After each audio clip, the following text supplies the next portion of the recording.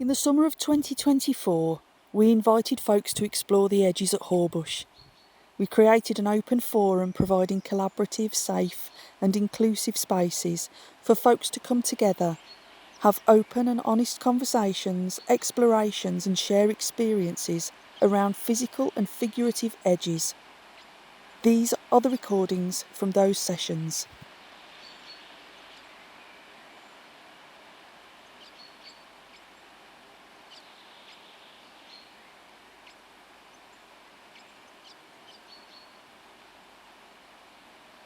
I come to the gardens because I know I am safe to be silent.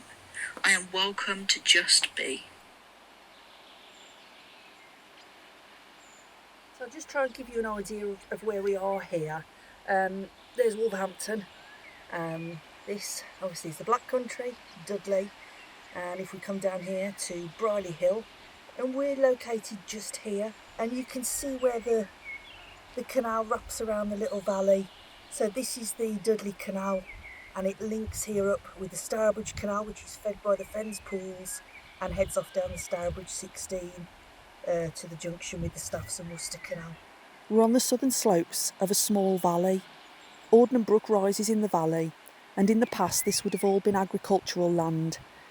The brook was dammed to make fish ponds, and the slopes of the valley would have been farmed to support the agricultural community. By the 18th century, the Industrial Revolution really began to change the valley. Clay pits were dug, coal shafts were sunk, growing into the collieries that fed all the local ironworks and brickworks, all driven by a burgeoning community of hard-working Black Country folk. In 1776, the Stourbridge Canal arrived, finally linking the Midlands with the Staffs and Worcester Canal. It follows the contours and wraps around the edge, enclosing the valley. The bargees would have endlessly shuttled materials and goods between the ever-expanding industrial sprawl of the West Midlands, down the Stourbridge 16, onto the Staffs and Worcester Canal, to the River Severn at Stourport, and from there goods would have gone around the world. Over time, the industry and communities grew, bringing new housing developments and schools. But when the coal was gone and the clay was no longer needed, the industry declined and closed. This canal was abandoned and became unnavigable. By the 1920s and 30s, the valley was home to a housing estate, and the land was lost underneath. At the end of the 1960s, the canal was reborn thanks to the hard work of volunteers and the local community. The canal was restored for its amenity value, a cruiseway creating a wildlife corridor and a place for the community to enjoy. And we are here on the southern edge of a lost valley, on the edge of the old Brierley ironworks, with the canal above us and long abandoned old coal shafts below, is Hawbush Community Gardens, a small oasis for people to come together, connect to the land and to each other. A lot of social interaction can be very intimidating, even if it's with people that you know. But it's never felt like it here. It's just felt like easy and safe. Edges mean vulnerability, opportunity, and a place to be me. I think for me, maybe it's a place where magic can happen. It's knowing I can come here to a new place and be me. Where everybody accepts me the way I am. Not take the mick. That's what I think. That's what all trees do. I find the edge is the scariest place. Sometimes the darkest place, but also the safest place. Where the nicest places to hide are as well. I like the edges because they're like hedges. It's beautiful. And I love hedgerows because of the diversity and the intertanglement of all of the different hedgerow plants supporting each other. It's just community, isn't it? It's just feeling safe. And it just feels warm. It just feels like a warm hug, just being around safe people, having a laugh. We're just talking about semi-serious things, but at the same time, just shooting the breeze. It's just nice, safe. Easy. It's an easy place to be. So there's always a little bit of anxiety, isn't there, meeting someone new, especially when you're in a group that's sharing some personal things. I think that's just natural, isn't it? But it only takes 5 minutes for that to go, doesn't it? When you think about edges and you think about being on the edge of something, it's especially if you're from a marginalised community or you've grown up feeling on the edge or alone, you can sometimes feel as though an edge is a barrier. As we move through the landscape, how it parallels the barriers that we face in our own lives. At the same time, they're very much places of change, flux, opportunity. I come to the gardens because I need a place to be nothing. No demands, no expectations. So the anxieties in my head might be still, just for once. But instead I find myself being everything I wished I could be. Loved, accepted, home. I come to the gardens because the green of the trees and the blue sky calm my racing heart, silencing the voices that told me I was worthless, over and over again. And instead the wind whispers a gentle hello. Come and be, it's safe. I come to the gardens because I needed the smiling welcome and warm hugs to envelop me, to heal the pools of pain and bubbles of anger that boil up inside of me, threatening to explode. But with every hug they calm, until they are cool pools of peace.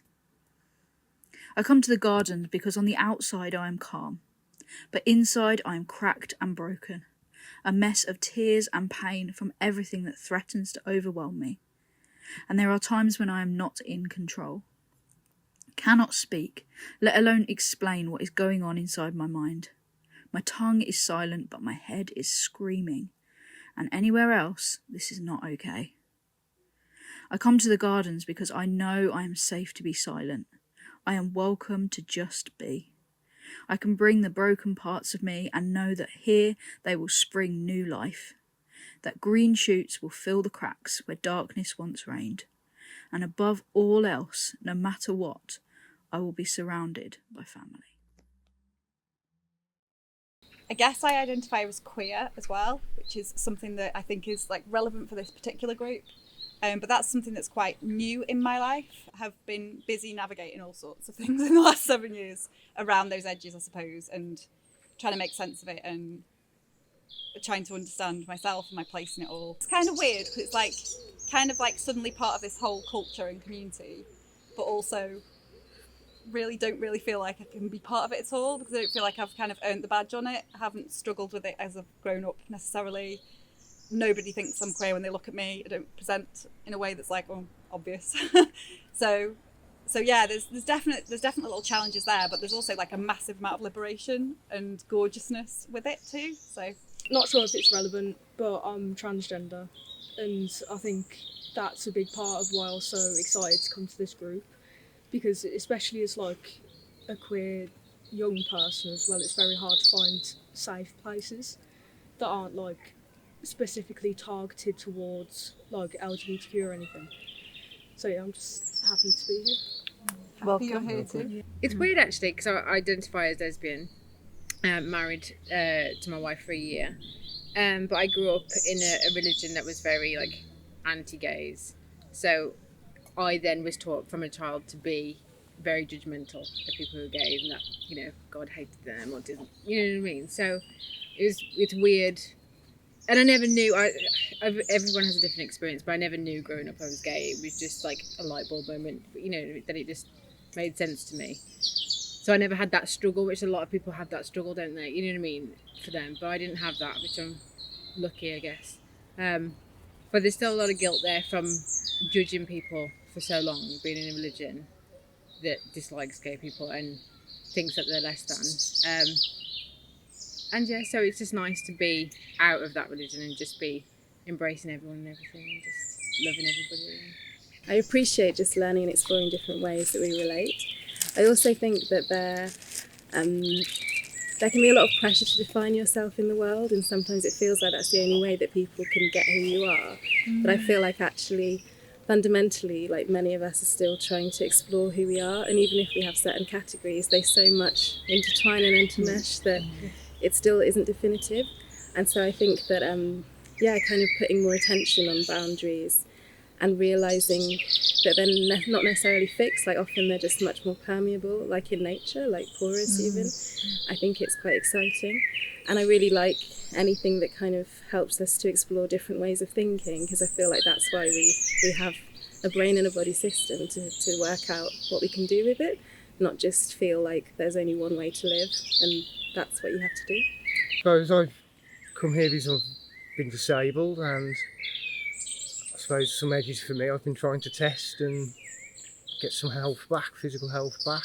Primarily came a safe space, really. I want him to know that there are safe spaces and there are people that labels don't matter, that you don't actually need them. We discuss this a lot, don't we? That you don't. The only time you need a label is to try and make somebody else understand you. I saw everybody going through life, doing well at school and just seeming to be able to navigate social situations so much better. And sometimes I felt as though I was really stood at the edge of a party, looking in and not really knowing how to join in, or if I even wanted to join in, because I knew they weren't my people. We think of edges as a hard edge, or a physical edge, and it can be like a barrier or something that stops us moving along. But I quite like being on the edge now, because for me it's a place where you get to see what's beyond, and you get to see things that you wouldn't normally see, and you get to meet people that you wouldn't normally meet and have discussions that you wouldn't normally have. Autistic, now lesbian.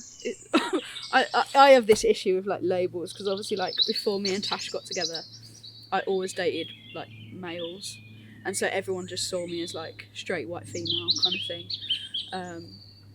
And then obviously I'm a Christian as well, so yeah, life gets complicated.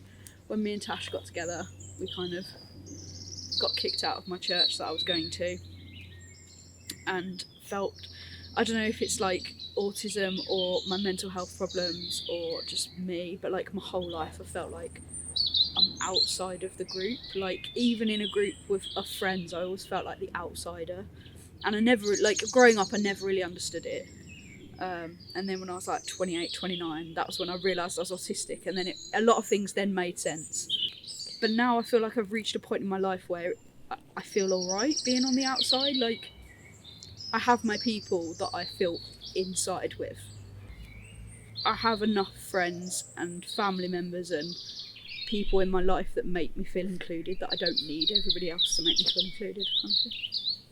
It's the typical again, isn't it? Whether it's neurotypical or heteronormative or whatever, it's like there's accepted ways that the world just looks if you're watching the TV or if you're picking up a paper or whatever, and if you feel like you haven't got a representation in there, then that's where you feel like you're on an edge. Nature is broad, and it is in its essence queer. It's everything. It's totally diverse. And it's only because of humans and the way that they've like constructed, particularly in the society that we live in now, which has got its own set, and some of the societies will have different sets of norms, that maybe we feel like there's something that's, we're not quite lining up with. That's all constructed. It's not really true. The normal was created by like white straight middle class males. Yeah, absolutely. So like patriarchy. everybody kind of just assumes that like anyone who's not a white straight middle class male is abnormal, for want of a better word. But actually, like when you look at society, the number of white straight middle class males is like this big, and everybody else is like this big. So actually, why is that the norm? Because they've had control for the longest time. Yeah, but that's what it is. But actually, in reality, Through, like, that's not really normal. nefarious means. It's not, no. But yet society, like you grow up and like as a female you grow up thinking you're less than a male, and then like if you're gay you feel like you're less than, and then like if you're not white you feel like you're less than, but actually everyone else is just normal. Everybody is different. So why can't we just all celebrate being different? Instead of picking a few of them and being like, we'll have like separate divisions for these really specific things. I always feel that kind of, oh, what do I bring, particularly in a space like this? Should I be here? Should I not? But I'm just a real passionate ally and advocate for inclusivity, and I feel sometimes I just embody all the privileges. We all still have our own edges and barriers, don't we? Happily married to a man. My family ethnically is quite diverse. I've got 2 adopted boys who have different ethnicities. We need to create the safe spaces, and I'm very aware that the area that we're in geographically contains all these variations, all these diverse communities and marginalised communities, but we're not seeing them here. So it's a very explicit invitation to be here, be with us, know that you are accepted, know that you're loved, and it's okay. Thank you. Edges can often be made out to be ledges. They are often just hedges. Behind them, life pledges and fledges. Being disabled may not be fabled, but that's by those that are often unable or too unstable to sit at a table that's unpurchasable, which requires you to be emotionally available. I have quandaries about my boundaries, how they have changed so sudden. Confounds, profound unease seems like boundless seas. Sometimes a blissful breeze, so many problems seem to freeze, a reprise from the disease. To be able to sit at a table, be me, friends and safety, take part in nature's affinity and some sanguinity. The beauty of a community, sitting in harmony and positivity, is why we try to push the boundary. A diary for why I challenge my social anxiety. Friendship and variety is its own priory.